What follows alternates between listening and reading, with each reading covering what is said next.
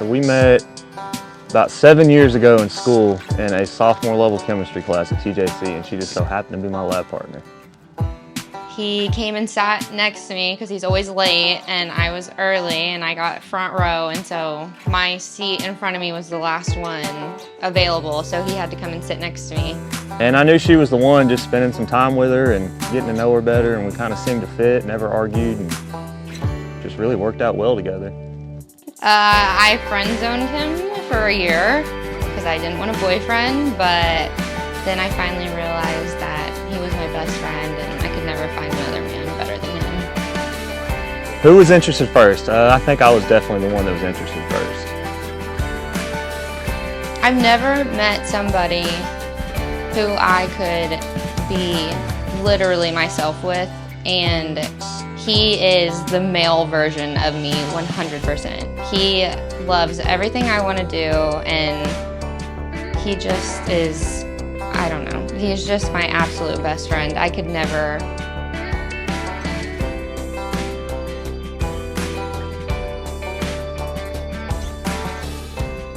The most important thing in life is to love someone. The second most important thing is to have someone love you.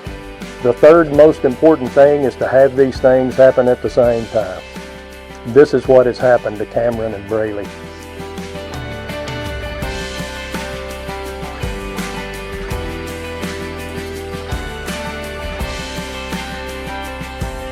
Brayleigh, you came into my life at the exact right time. I was young, I was dumb, and I was not wanting to grow up, but you pushed me into making something of myself and to grow. In the past 5, 6, or 7 years, we've experienced great triumph and disasters together. These triumphs made us close, and these disasters pushed us even closer.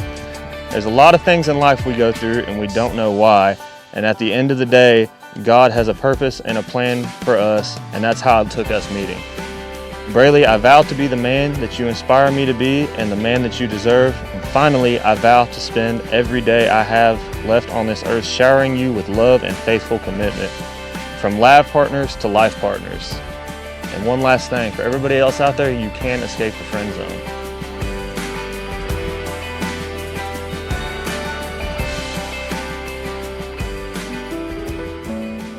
My sweet Cameron, I'm so glad we found each other because I've come to understand that the only person who can love an engineer is another engineer. I cannot believe I'm standing here with the boy I got stuck with as a chemistry lab partner my freshman year of college, who the first thing he said to me when he sat in front of me was, "Sorry if my big head's in your way." When we first became friends, I was broken and I was hurt, and I had completely given up on love. Then you came into my life. You picked me up out of the darkest time in my life, and you helped. You held me, you listened to me, and you took care of me. You were always there for me when you didn't have to be. You saved me. You showed me what it felt like to actually be loved, and how simple love can be. Thank you. I invited you to all my family shindigs, and there's a lot of us, and you never missed one. And you perfectly fit into my loud, crazy bunch, even though you can't hang past midnight. You knew how important family is to me, and the second I met your family, I knew how important it was to you. Today is filled with so much family, and there's one family member that couldn't be here today. I wanted your dad to be a part of our day, and as I walked down the aisle with my dad, I wanted yours to walk down with us. These last 6 years, you have filled my life with so much happiness, laughter, and broken down jet skis. I love how we can sit and talk for hours or just enjoy each other's silence. I love the little adventures you take me on and how you make me feel special every single day.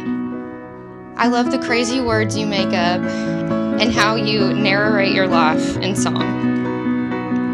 I promise to appreciate you and show you how much I love you every single day of our lives. I promise to set aside my independence and lean on you more. I promise to learn your love language and not get as annoyed when you can't read my mind. I promise to always crack cold ones with you and give you plenty of smooches when you have a bad day. I promise to be your partner and love you hard through anything that comes our way. You are my best friend, I love you so much, and I'm so glad that your big head was in my way. Cameron, Brayleigh, marriage is a sacred relationship and should not be entered upon lightly or unprayerfully. It is sacred because it was ordained of God. In the beginning, having created man in his own image, realized that it was not good for him to be alone. So the Lord caused a deep sleep to come upon Adam, and taking one of his ribs, he created Eve. Cameron, remember that bone wasn't taken from Adam to make Eve from his rear end. Okay, so that means it was taken from his side, and that means that y'all walk side by side forever. So having created woman, he brought her unto man and gave her unto him. Then in the Garden of Eden, the Lord performed the first marriage ceremony when he said, "Therefore shall a man leave his father and his mother, cleave unto a wife, and they shall be one flesh." The Apostle Paul helps us to see the sacredness of marriage by comparing the relationship of a husband and a wife to that of Christ and his church. Cameron, he says to husbands, "Husbands, love your wives, even as Christ loved the church and gave himself for it." And Cameron, there is no greater love in all of this world than the love Jesus demonstrated when he died on the cross for us all. This is the way the Bible says that you are to love Brayleigh. And Cameron, if you will do that, it will bring you more joy and fulfillment into your life than any other human relationship on this earth. And Brayleigh, he says to wives, "Wives, submit yourself unto your husbands as unto the Lord. For the husband is head of the wife, even as Christ is head of the church." Brayleigh, this means that you are to walk by Cameron's side. You are to encourage him and support him and help him in every way. And the two of you walking together and walking with the Lord will find in this relationship the fulfillment and the completeness God intended from the very beginning.